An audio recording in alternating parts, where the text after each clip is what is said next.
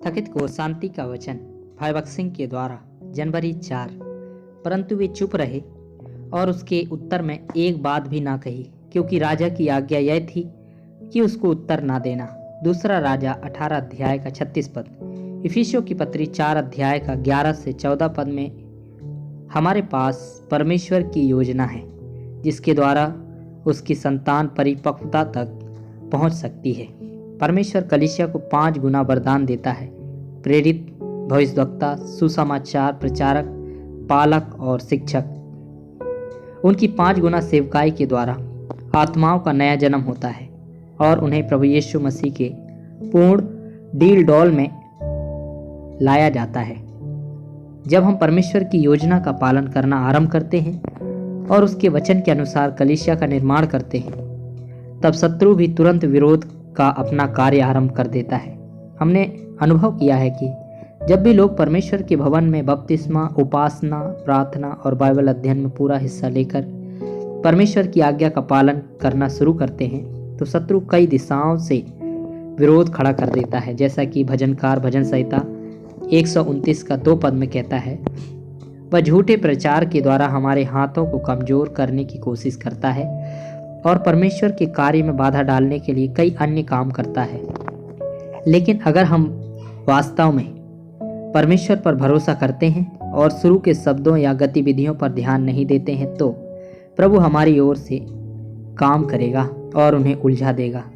यह विश्वास करना कठिन है कि लोग झूठ बोल सकते हैं और उसकी आज्ञाओं का पालन नहीं कर सकते हैं और इस प्रकार परमेश्वर के कार्य में बाधा डाल सकते हैं। लेकिन हमें केवल परमेश्वर पर भरोसा करना है और विरोधियों की बातों या गतिविधियों पर ध्यान नहीं देना है। कई बार कुछ लोग आपके विरोध में आकर आपके विरोध में बोलते हैं और आपको हानि पहुंचाने का प्रयास करते हैं। ऐसे समय में आपको उनकी बातों पर ध्यान नहीं देना चाहिए या उनसे किसी भी तरह का पलटा लेने का यत्न नहीं करना चाहिए। इससे हमें यह स्मरण रखने में सहायता मिलेगी कि जो लोग चांद पर थूकने का प्रयास करते हैं, वे अपने ही ऊपर थूकते हैं। हमारे शत्रु हमें हानि पहुंचाने के लिए कुछ भी कर सकते हैं, परंतु जो बुराई उन्होंने रची है वह उन्हीं के पास लौट कर आएगी। भजन संहिता 129 का 5 पद में हमारे लिए एक प्रतिज्ञा है, जितने सियोन से बैर रखते हैं उन सबों की आशा टूटे और उनको पीछे हटना पड़े। वे स्वयं निंदा और अपमान के पात्र होंगे। यदि आप उनके विरोध के बारे में चिंता करने लगेंगे तो आप अपनी नींद, भूख और शांति खो देंगे। इसके एवज आपको उन्हें उन पर छोड़ देना चाहिए और परमेश्वर के पक्ष का आनंद लेना चाहिए। शत्रु परमेश्वर के भवन सियोन से घृणा करता है। यदि आप प्रभु की योजना के अनुसार परमेश्वर के घर में रहना चाहते हैं, तो वह लोगों को आपसे घृणा करने के लिए उभारेगा और आपको परमेश्वर के निकट सत्य का पूर्ण रूप से पालन करने से रोकेगा। जब आप पूरी तरह से परमेश्वर के वचन का पालन करने और उसकी स्वर्गीय योजना का पालन करने और उसकी इच्छा को पूरा करना चाहते हैं, तो आप उपहास, घृणा और तिरस्कार का पात्र बनेंगे।